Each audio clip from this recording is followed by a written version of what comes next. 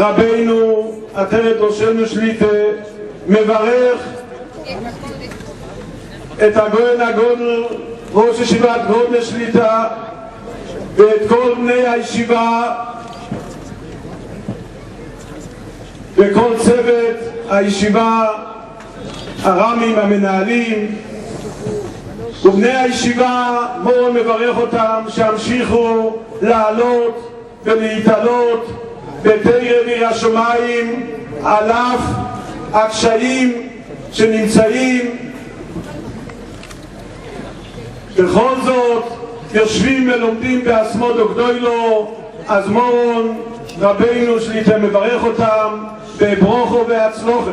רבי סי, במילה אחת, כולם שואלים מה זכתה ישיבת גודנה לכזה חיבה יוצא מן הכלל, לדברים שמורן רבינו שליטה לא עושה, רק פה דברים יוצא מגדר הרשת שגבורה זה תוירו.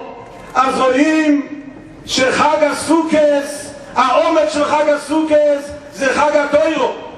ודבר מעניין הוא שהמדרושים חז"ל מעריכים שהמהות של סוכס זה גם גולוס, וזה העניין שיוצאים מבית למקום ארעי.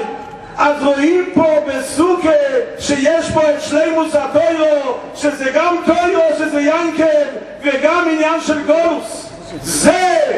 בשביל זה אנחנו נמצאים פה, בשביל זה מורן יצא מגידוי, להוקיר ולהעריך את אלה שנמצאים בגולוס ולומדים בתוירו ויגיע באסמודה, להם מגיע שמורון רבינו עטרת ראשנו יצא מגידוי ונמצא איתנו פה. השם יעזור שבאמת, נכון, זה דבר גדול ללמוד תוירו בגולוס, שבאמס ימצאו בכל מקום קבוע, ופה המקום להודות, שחייבים להודות, שאני שומע דברים הירואיים חשובים על נשיא הישיבה הרב יעקב לבין, שאת כל הונו משקיע בישיבה, שהשם יברך אותו, שיצליח בכל מכל כל.